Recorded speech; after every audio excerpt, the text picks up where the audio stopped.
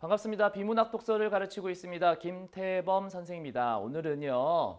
2018학년도 수능에 나왔던 디지털 데이터의 부호화 과정과 관련된 글을 함께 보도록 하겠습니다. 첫 단락을 보니까 디지털 통신 시스템은 이라고 주어가 시작되죠. 통신 시스템을 얘기하겠구나. 송신기, 채널, 수신기로 구성되며 자, 이 구성이란 단어, 이루어진다 이런 말들이 있죠. 신경 쓰셔야 되는 이유가 구성과 관련된 이야기가 나올 때는 그 구성 요소, 이 요소에 대한 구별, 그리고 구성 요소에 해당하는 기능들 이런 걸 출제를 많이 하거든요. 자, 세 가지 송신기, 채널, 수신기로 구성되며 전송할 데이터를 빠르고 정확하게 전달하기 위해선 목적이죠. 부호화 과정을 거쳐서 전송합니다.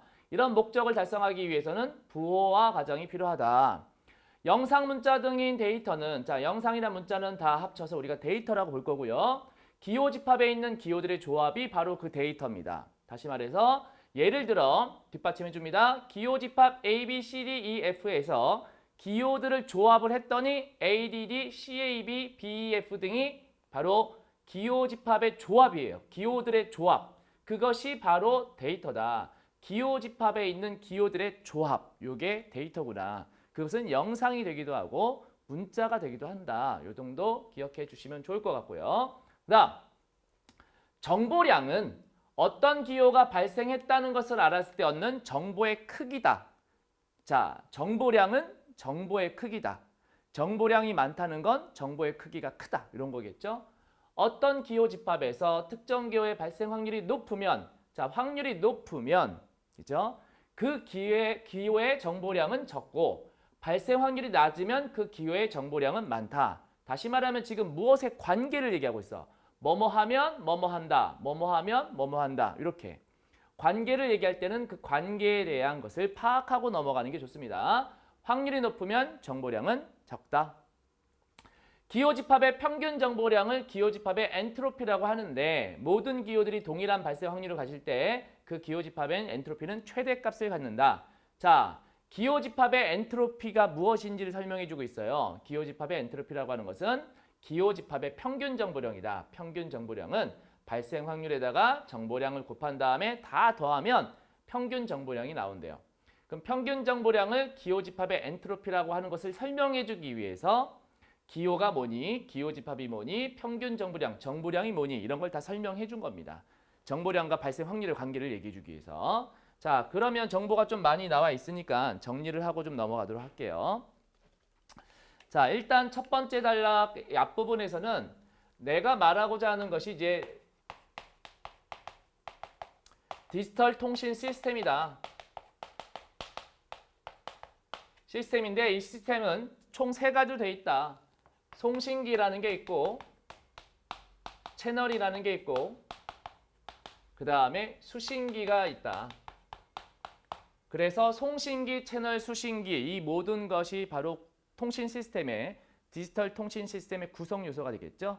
자, 그럼 얘네들이 무슨 기능 하는지를 우리가 중점적으로 봐야 되는 이유가 구성 요소를 얘기했기 때문이에요. 자, 그 다음 부호화 과정이라고 하는데 결국 부호화는 뭐냐면 부호가 아닌 것을 부호로 만들어주는 거겠죠. 그래서 부호화 과정을 거치면은 빠르고 정확하게 전달할 수 있다. 그리고 기호 집합이라는 것이 있고 그 기호 집합들의 안에 있는 기호들의 조합이 바로 데이터다. 요 얘기 했었고요. 정보량 관계를 얘기했습니다. 여기에서 이 정보량이라고 하는 것은 정보의 크기다라고 판단을 한 거고요. 그 다음 발생 확률과의 관계를 얘기하고 있는데 발생 확률이 높으면 그 정보량은 적고 이런 얘기가 나와요. 그러면 확률이 높으면 정보량은 낮아지는구나. 이런 관계 파악해 주시면 좋을 것 같고요. 다음 기호 집합의 평균 정보량을 기호 집합의 엔트로피라고 한다. 그래서 그 기호 집합의 평균 정보량이 있다. 그 평균 정보량이 바로 그 기호 집합의 엔트로피라고 하는 것이고 그 엔트로피가 최대값을 가질 때는 동일 확률을 가질 때 동일한 발생 확률을 가질 때 엔트로피는 최대값을 가지게 된다.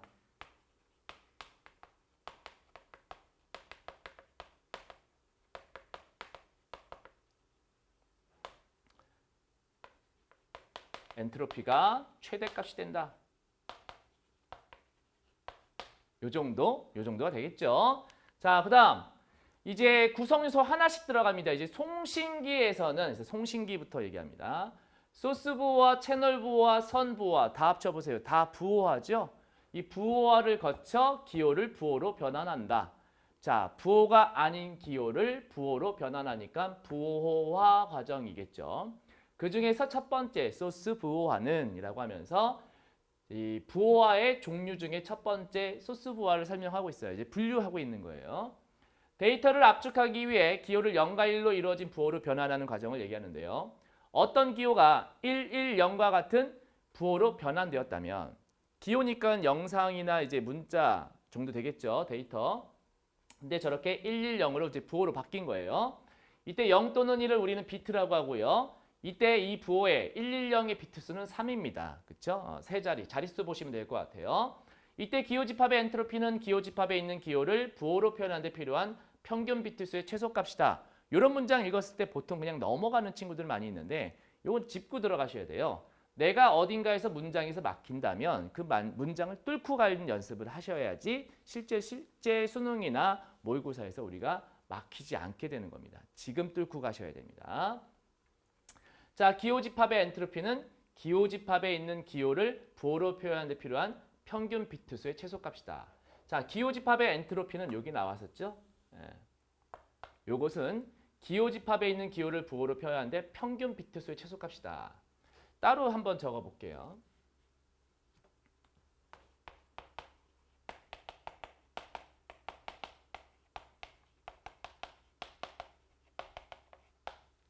자, 기호를 부호로 표현하는데, 즉 부호하죠. 부호할 때 필요한 평균 비트 수의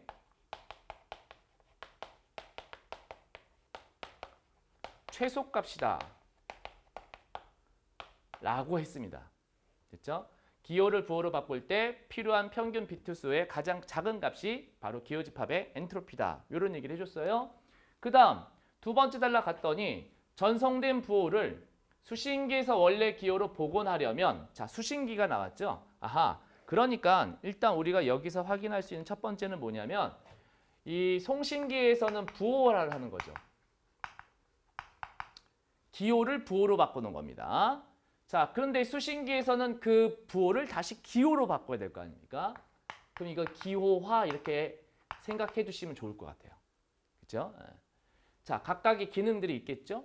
자, 부호들의 평균 비트 수가 낯설지 않아요. 방금 전 문장에서 읽었거든요. 평균 비트 수가 기호 집합의 엔트로피보다 크거나 같아야 된다라고 했습니다. 자, 그러면 이 문장이랑 연결되어지는 것 같은데 평균 비트 수가 기호 집합의 엔트로피보다 크거나 같아야 된다. 기호 집합의 엔트로피보다 있어요? 얘가 얘보다 크거나 같아야 한다. 이런 얘기죠. 됐죠? 얘가 얘보다 크거나 같아야. 기호 집합의 평균 비트 수가 기호 집합의 엔트로피보다 얘가 더 크거나 또는 같아야 한다. 이런 얘기입니다. 그럼 이 문장 읽어보시면 지금 위에도 기호 집합의 엔트로피와 평균 비트 수 얘기했고 밑에서도 기호 집합의 엔트로피와 평균 비트 수를 얘기했으니까 관련성 있는 문장이에요.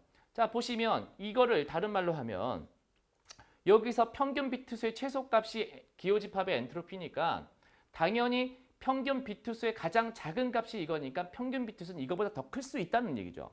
다시 말하면 이걸 이렇게 싹 지우면 이렇게 나타낼 수 있는 거예요. 다시 말하면 결국은 똑같은 얘기를 두 번 했다. 이렇게 보는 거죠. 했던 얘기를 또 하니는 중요하니까. 그죠? 요거는 이제 출제 포인트가 되겠네 라고 생각하시면 됩니다. 기호 집합을 엔트로피에 최대한 가까운 평균 비트 수를 갖는 부호들을 변하는 것을 엔트로피 부호라고 합니다. 다시 말하면 기호 집합을 엔트로피에 최대한 가까운 평균 비트 수를 갖는 부호들로 변환하는 것. 얘한테 가장 가까운 비트 수를 만들어주는 것. 그것이 엔트로피 부호라고 한다. 그 중에 하나가 허프만 부호라는 거죠. 지금 우리는 뭐 하고 있냐면요. 앞에서 얘기했던 소스 부호화를 계속 이해하고 있는 거야. 소스 부호화를 얘기하고 있습니다. 소스 부호화에서 이렇게 됐고, 그리고 부호화 과정 중에서 엔트로피 부호화라고 하는 것이 있는데 그 중에서 허프만 부호가 있다. 허프만 부호에서는 발생 확률이 높은 기호에는 비트수가 적은 부호를, 발생 확률이 낮은 기호에는 비트수가 많은 부호를 할당한다. 뭐에는 뭐, 뭐에는 뭐, 관계 파악하라는 얘기입니다. 이것도 부호화 과정 중에서 이제 엔트로피 부호화가 있고, 그 다음에 엔트로피 부호화 중에 하나가 허프만 부호화죠. 기호를 부호로 바꿀 때, 그럼 기호를 부호로 바꿀 때 어떻게 바꾸느냐 그랬더니 얘도 발생 확률을 따진대요. 그래서 얘도 발생 확률이 높으면 비트 수가 적은. 됐어요? 이렇게 간대요. 그러면 발생 확률이 높으면 비트 수가 적죠. 이렇게 부호를 이제 할당하게 됩니다. 자, 그럼 요것도 이제 하나 잡아 주신 거고요. 두 번째, 채널 부호화가 들어요. 소스 부호화 끝났으니까 이제 채널 부호화 들어갑니다. 채널 부호화는 목적이 뭐야? 오류를 검출하고 정정하기 위해요. 소스 부호화는 압축하기 위해서잖아요. 양이 많으면 안 되겠죠, 전달하려면. 그래서 양을 줄이는 게, 압축하는 게 소스 부호화라고 한다면, 채널 부호화는 이제 오류를 막기 위해서 부호에 잉여 정보를 추가하는 겁니다. 남는 정보를 추가하는 거죠. 송신기에서 부호를 전송하면 채널의 잡음으로 인해서 오류가 발생하는데, 이 문제를 해결하기 위해 잉여 정보를 덧붙여 전송합니다. 즉 다시 말하면 여기에서 뭐가 생길 수 있다? 오류가 발생할 수 있는 가능성이 있죠. 오류 발생 가능성이 있기 때문에 당연히 여기에 가기 전에 미리 막아줘야 되잖아요. 그렇죠? 나중에 문제 발생하면 못 막으니까 일단 보낼 때 막아줘야 될 것 같아요. 그때 나오는 게 채널 부호화입니다. 자, 그래서 소스 부호화 얘기가 하나 끝났고 그 다음에 이제 채널 부호화 얘기가 들어갑니다. 일단 이 엔트로피 부호화도 소스 부호화 중에 포함되는 거니까요. 자,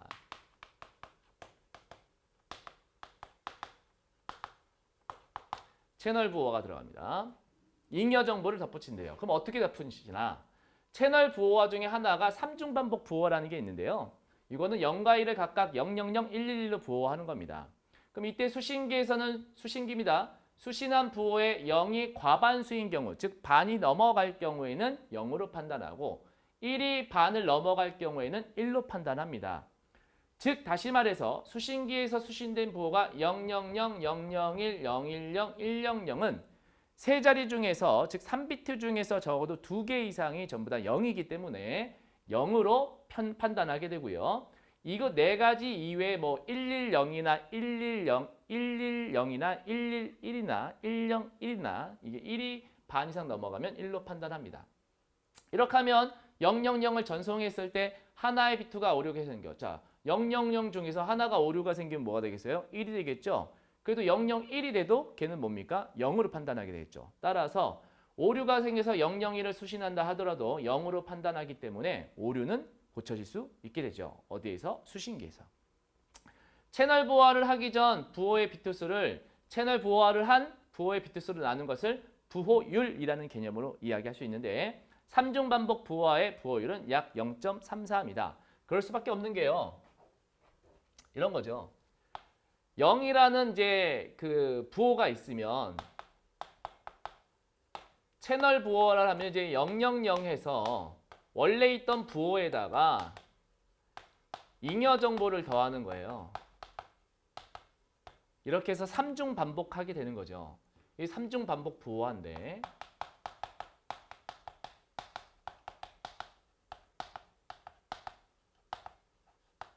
이렇게 바꾸는 건데 이게 나중에 수신기에서 이 중에 하나가 오류가 생겨도 그래도 0이 과반수이기 때문에 0으로 판단하니까 오류를 막을 수 있다.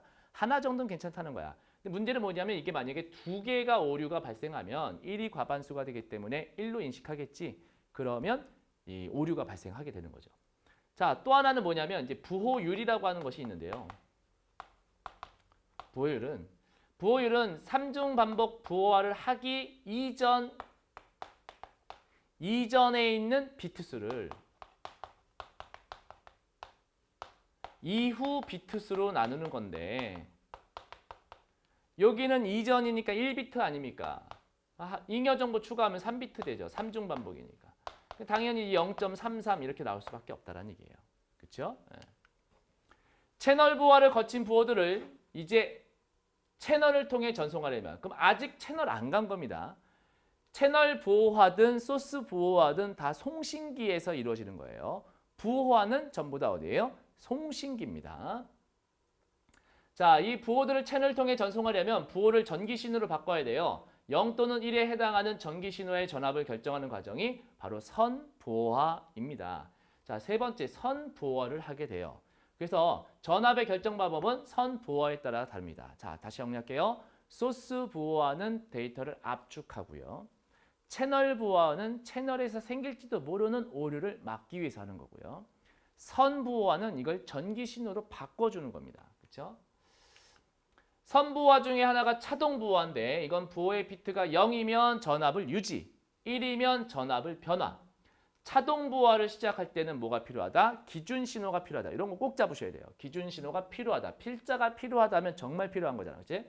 예를 들어 차동 부호화 직전의 기준 신호가 양의 전압 플러스예요. 그럼 부호 0, 1, 0은 기준이 0인데 기준이 양인데 0이니까 0은 전압을 유지하라고 했잖아. 그러니까 양이 나오는 거고. 1이면 양에서 1이면 변화시켜야 되잖아요. 그래서 음이 나온 거고. 음에서 1이면 또 변화시키라는 거니까 양이고. 양에서 0이면 그대로 가는 거니까 양이 되겠지. 이렇게 전압을 갖는 전기신호를 변환하는 게 차동 부호화다.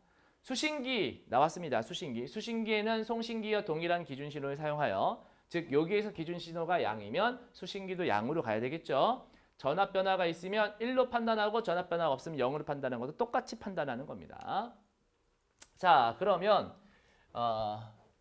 우리 채널 부호화도 했고 그 다음에 소스 부호화도 했고 그 다음에 세 번째가 차동 부호화죠. 선 부호화 중에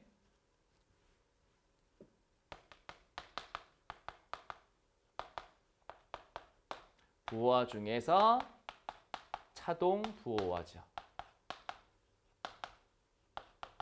차동 부호화 같은 경우는 우리 기준 신호 필요하고, 그렇지? 0일 때는 전압을 유지하고, 1일 때는 변화를 준다. 그리고 기준 신호가 항상 필요하다. 요 정도 잡고 가시면 좋을 것 같아요. 사례는 우리 같이 봤고요. 38번 문제 답을 맞춰볼게요. 1번 영상 데이터는 채널 부호화 과정에서 압축된다 이렇게 나왔는데요. 자, 압축이라고 하는 건 영상 데이터 압축은 누구 겁니까? 소스 부호화 거죠. 그래서 얘는 안 되겠네. 2번 수신기에는 부호를 기호로 복원하는 기능이 있다. 수신기는 부호를 기호로 복원하는 거예요. 기호가 아닌 걸 기호로 했지. 그게 기호화죠. 우리가 수신기에서 뭐 한다 해서 기호화.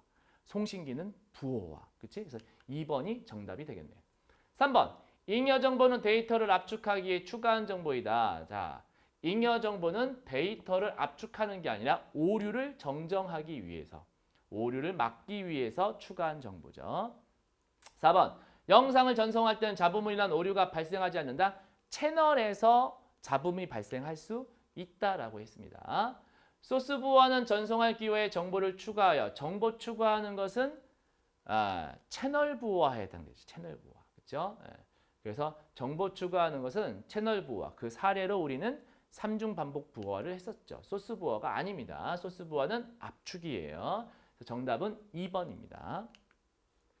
39번. 윗글을 바탕으로 두 가지 기호로 이루어진 기호 집합에 대해서 이해한 내용으로 적절하지 않은 것은, 자, 기호가 두 가지예요. 기호가 두 가지라는 것은 뭐 00이나 01이나 10이나 11쯤 되겠지.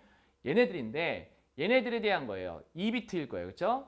기호들의 발생 확률이 모두 2분의 1인 경우라는 것은 결국은 기호가 두 개인데 다 확률이 반반이야. 확률이 동일한 경우죠. 동일한 경우. 그러면 확률이 같다면 정보량도 같겠죠. 그렇지? 50% 확률에 해당하는 정보량을 둘 다 각각 갖고 있잖아요. 따라서 정보량은 동일하다. 괜찮네요. 2번. 기호들의 발생 확률이 각각 4분의 1, 4분의 3인 경우. 발생 확률이 다르죠. 그러면 발생 확률은 얘가 높고 얘가 낮아요. 그죠? 그럼 평균 정보량이 최대값이라고 했는데 평균 정보량이 최대값이 되려면 평균 정보량이라는 게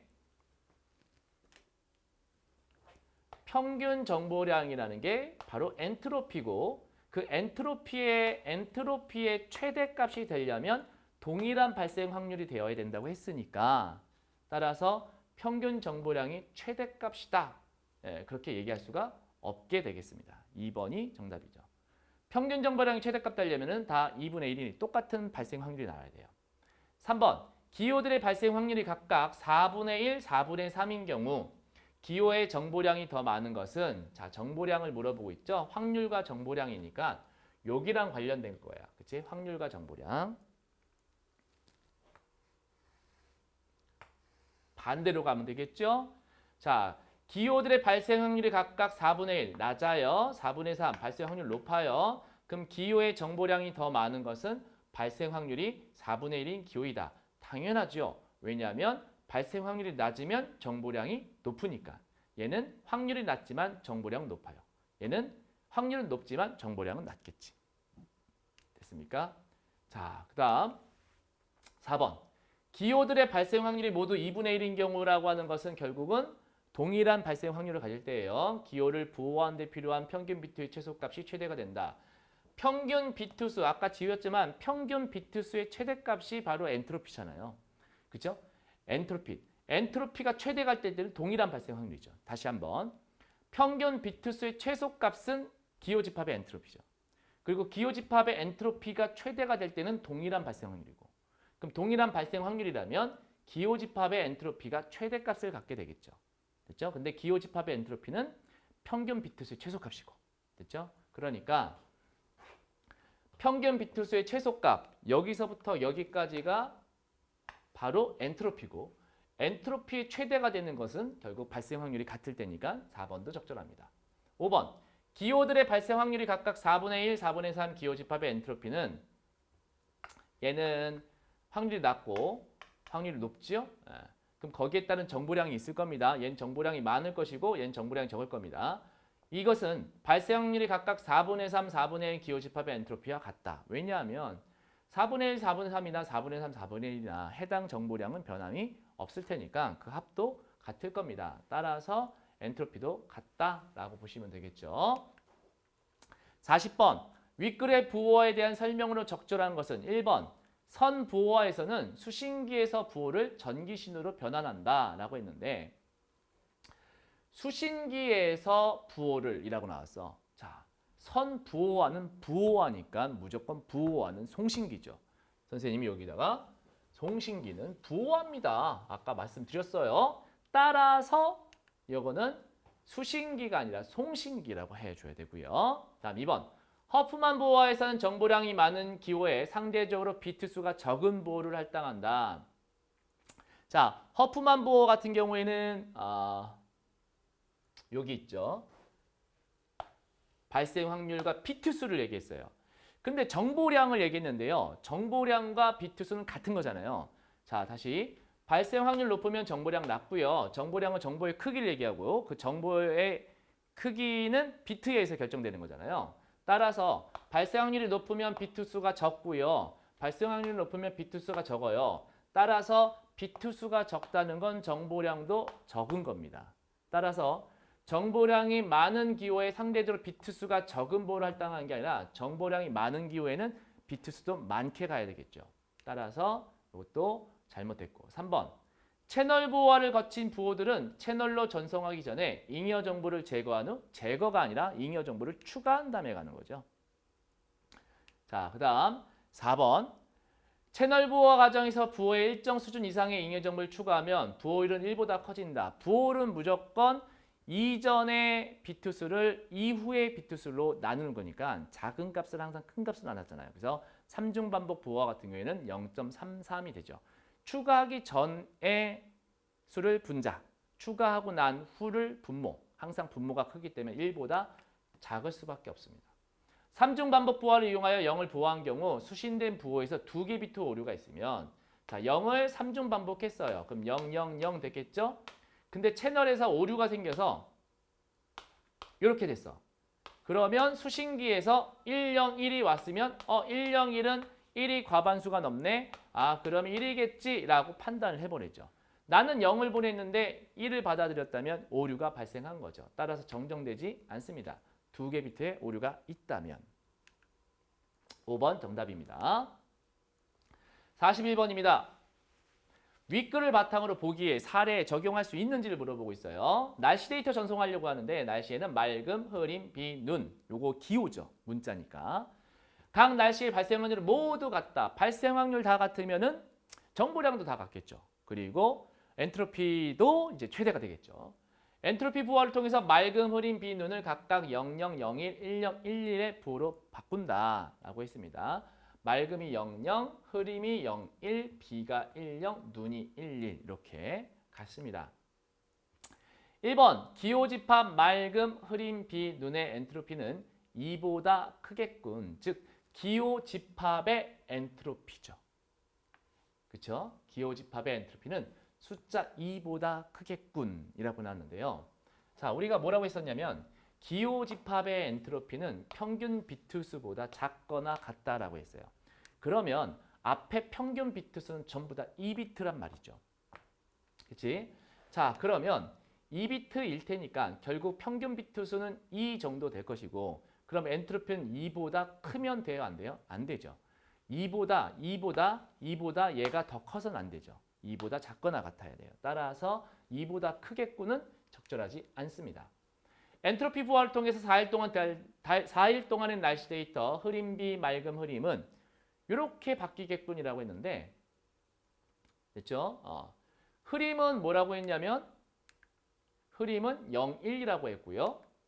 흐림은 0, 1이라고 했죠. 그래서 0, 1까지 갔습니다. 0, 0은 비가 아니라 0, 0은 맑음이에요. 0, 0은 맑음입니다. 따라서 요것만 봐도 말이 되지 않습니다. 여기서부터 이미 잘못됐어요. 자, 그 다음 3중 반복 부호를 통하여 전송한 특정 날씨의 부호를 110, 001과 101, 110을 각각 수신했다면 3중 반복이니까 3개씩 묶어줘야겠죠. 이렇게. 됐죠? 1이 과반수니까 1, 0이 과반수니까 0, 1이 과반수니까 1, 0이 과반수니까 0. 그렇죠? 서로 다른 날씨겠어요? 같은 날씨겠어요? 10, 10 서로 같은 날씨죠. 따라서 3번도 안 되겠네요. 그렇죠? 자, 그다음 4번 갑니다.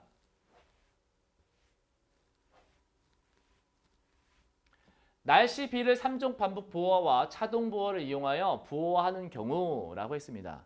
그럼 일단 시키는 대로 하면 돼요. 날씨 비가 3중 반복 부호화를 해야 됩니다. 우리가 날씨 비를 보시면 1, 0이에요. 그렇죠? 1, 0입니다. 3중 반복 부호하면 1, 1, 1, 0, 0, 0 이렇게 되겠죠. 자, 그 다음 이것을 차동 부호화를 할 때 우리 뭐가 필요합니까? 기준 신호가 필요하죠? 기준 신호가 양의 전압입니다. 기준이 양으로 시작되는 거예요. 양으로 시작해서 1이 나왔습니다. 1이 나왔다는 건 변화시켜 주라는 거잖아요. 그러면 음이 나오죠. 자, 또 1이 나왔네요. 그럼 변화시켜 주라는 거죠. 그러면 양이 나왔네요. 자, 또 1이 나왔네요. 또 1이 나왔다는 건 변화시켜 주라는 거니까 양에서 변화시키면 음이 되겠죠. 그래서 그 다음에 0, 0, 0 나왔으니까 셋 다 변화가 없어야 되잖아요. 변화 없는 상태로 이렇게 되겠죠. 이렇게 되겠죠. 됐습니까? 4번이 정답이 되겠습니다. 5번 같은 경우 보시면요. 3중 반복 부호화 했고 차동 부호화에서 전기 신호 바꿨습니다. 특정 날씨 부호를 전송할 경우 수신기에서 양으로 수신했다면 기준 신호가 양의 전압일 때 흐림으로 판단하겠군이라고 했는데 결국 뭐냐면 이건 그대로 간다고 했어요. 그렇죠? 근데 결과가 이제 양이잖아요. 그렇죠? 그 보시면 여기서 여기로 넘어갈 때 변화가 없어요. 변화가 없다는 건 0을 썼다라는 거겠고 여기도 여기로 넘어갈 때 0이죠. 바뀌었어요. 1. 바뀌었어요. 그대로 갔죠. 0. 그대로 갔어요. 0. 이렇게 간 거예요. 그렇죠? 그리고 여기에서 여기로 갈 때도 바뀌었습니다. 이건 1이죠. 변화 없고 변화 없고 변했고 변화 없고 변화 없고 변했고. 그렇죠? 이렇게 되면 100 100이 되는데 이거는 삼중 반복 부호화 된 거 아닙니까? 자, 그럼 이것을 다시 보자면 삼중 반복 부호화 하기 전을 보자면 0이 과반수기 때문에 얘는 0으로 보는 거고 얘도 0이 과반수니까 0으로 보는 거죠. 0, 0은 맑음이었어요. 따라서 흐림이 아니었습니다. 자, 그래서 정답은 4번 이렇게 보시면 될 것 같아요. 자, 그 다음에 이제 어휘 문제가 있는데요. 밑줄 친 A부터 E까지 쫙 있는데요. 얘네들이 동음이어가 아닌 것은 그러니까 본문에서 전송은요. 전기를 보내는 거예요. 전기. 근데 이건 친구 보내는 거 아닙니까? 그치? 그래서 안타까움과 아쉬움을 표현하면서 친구를 떠나보낸 것이고 전기 송신 얘기하는 거니까 동음이어가 되겠고요. 그 다음에 2번 같은 경우 이제 기호 같은 경우 있는데 기호. 대중의 기호. 이거 기호는 좋아하는 정도를 얘기하는 거야. 기호식품 할 때 그 기호죠. 근데 이번에 이제 이 기호는 어떤 부호 같은 거, 이제 어떤 신호 같은 의미로 쓰인 거예요. 무엇인가 어떤 말이나 뜻을 나타내기 위해서 무엇인가를 의미하기 위해서 쓰인 부호 정도. 그런 면에서 이제 부호도 바로 그런 기호의 개념과 같이 관련지어서 볼 수 있는데 여기서 부호는 뭐냐면 부자예요, 부자. 그렇죠? 부자. 만수르 같은 부자. 그렇지? 자, 그래서 동음이어고요. 복어는 원래대로 회복시키는 겁니다. 인간관계도 원래대로 회복시키는 거죠. 그래서 얘는 동음이어가 아닙니다. 그래서 4번이 정답이에요. 4번은 다의관계예요. 5번에 결정, 결정 내린다. 판단, 판결, 결정, 그죠? 판단, 판정 이렇게 생각하면 돼요. 이거는 이제 응결해서 그 정수를 얘기하는 거라서 핵심, 그죠? 노력의 집합체 이 정도 생각하시면 될 것 같아요. 따라서 요 결정 내린다라는 말과 결정이라는 표현은 역시 동음이어가 되겠네. 그래서 정답은 4번이 되겠습니다. 이 지문에서 가장 조심하셨어야 될 부분들은 이 부분입니다. 송신기, 채널, 수신기가 있는데 송신기에서 부호화한다. 즉 기호를 부호로 바꾸는 거다. 그러니까 여기서 뭐 채널 부호화가 나온다고 해서 채널로 가시면 안 되는 거고요. 그죠? 기호로 다시 돌려준다. 그럴 땐 수신기 가는 거고요. 나머지는 다 부호입니다. 그래서 소스 부호화든 뭐 엔트로피 부호화, 뭐 채널 부호화든 아니면은 뭐 선 부호화든 부호화가 들어가면 다 송신기에서 하는 겁니다. 그거 하나 놓치시면 아마 내용이 좀 뒤죽박죽 될 것 같고 또 하나는 뭐냐면 얘네들. 문장이 하고자 하는 말의 의도라든지 그 문장의 핵심을 잡아 주시면서 넘어가야 되는데 그거 이제 약간 더 읽어보지 뭐 하다 보면은 많이 놓치시게 돼요. 그래서 조금 공부할 때는 공을 들여서 좀 보시도록 하시고 시험 볼 때는 이제 핵심 필요한 문제 풀기 위한 지점 그 부분 딱 잡는 연습을 하셔야 되는 거거든요. 함께 공부하면서 그런 실력과 능력이 이제 더 좋아지시길 바랍니다. 그런데 도움이 많이 됐으면 좋겠고요. 오늘은 여기까지 하도록 하겠습니다. 감사합니다.